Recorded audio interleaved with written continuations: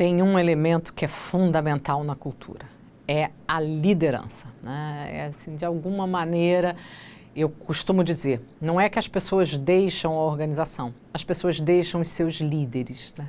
Se o líder ele não consegue ser a representação dos valores, se ele não consegue ser um verdadeiro embaixador da cultura de uma organização, é muito difícil que você tenha uma cultura forte, que você tenha uma cultura que realmente engaje e motive as pessoas no dia a dia.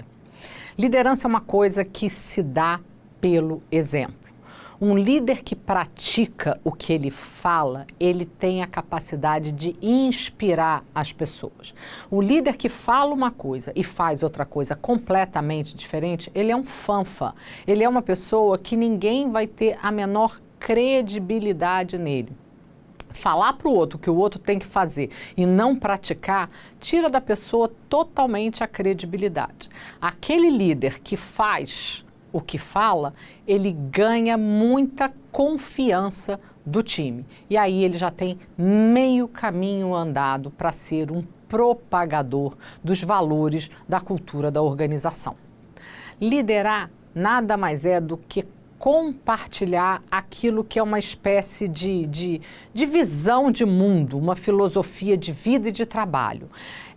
Não é impor, é compartilhar, é sentar com as pessoas, é entender os anseios, é entender as dúvidas, é entender as incertezas, aonde elas se juntam com aquilo, aonde elas divergem daquilo, por que elas têm vontade de fazer aquilo, por que elas não têm vontade de fazer aquilo. Liderar dá trabalho, liderar é uma coisa que não é simples. Liderar não é para gente júnior, liderar é para gente sênior, porque você tem que ter muita maturidade, inclusive para ouvir coisa que você não está afim de ouvir. Mas liderar é isso. Liderar não é só um cargo melhor, um salário melhor, benefícios melhores. Liderar é realmente estar disposto a administrar essas questões no dia a dia.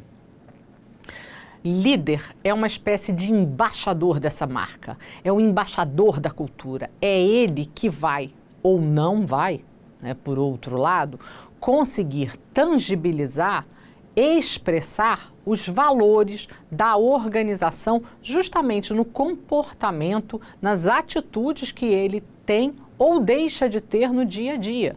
Não adianta ele, mais uma vez, falar uma coisa e fazer outra coisa completamente diferente. Não adianta ele exigir do time que o time trabalhe em equipe se ele, para o time, fica xingando o par dele, dizendo que o par dele não sabe fazer nada e que ele carrega a área dele nas costas.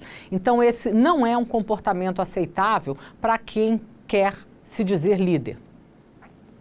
A cultura da organização, ela tem que realmente ser feita, ela tem que ser embasada por uma liderança que tem essa influência positiva junto à equipe. E para a gente ter uma influência positiva, a gente tem que ser mais isento, a gente tem que ser menos brigão como líder, a gente tem que ser... Não é líder ser paizão, né? O amiguinho foi lá e chutou, eu vou na creche e vou chutar o amiguinho. Isso não é ser líder. Muitas vezes eu vejo um processo muito infantilizado nas organizações. Ser líder, muitas vezes, é tomar a decisão ruim, é ter que desligar alguém do time, porque esse alguém não está de acordo com aquilo que é esperado, não está agindo de acordo com os comportamentos que são valorizados dentro daquela cultura. É tomar a decisão difícil, é sentir esse amargo na boca e é sentar com o resto do time e explicar exatamente por que ele fez isso. Isso é ter uma influência positiva sobre o time, não é ser bacana, não é ser legal.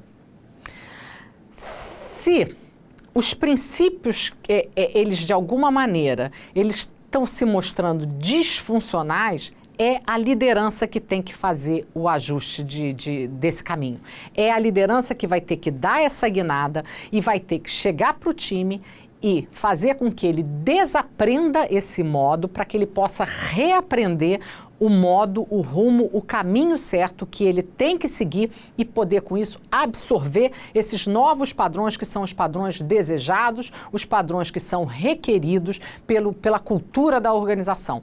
Cabe ao líder identificar, cabe ao líder chamar o time, cabe ao líder fazer o time desaprender e cabe ao líder fazer o time reaprender novos padrões. Quais são as práticas que um líder pode ter e que auxiliam muito no desenvolvimento da cultura? A primeira delas, que eu sou fanzoca, por sinal, implantar uma cultura de feedback.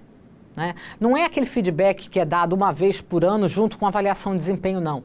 É cultura de feedback. Aconteceu alguma coisa, eu dou o feedback, seja essa o fato positivo ou negativo, mas dar o feedback no momento mais próximo ao fato gerador. Criar, dar desafios para o time. Confie na capacidade das pessoas de ir além do limite. O desafio é o que desenvolve as pessoas. Dê desafio ao time. Ampliar a escuta. Sentar na frente das pessoas e escutar, é não ter medo, inclusive de escutar coisas que você não estava a fim de escutar, inclusive que talvez você não seja tão bom como líder quanto você pensa que é.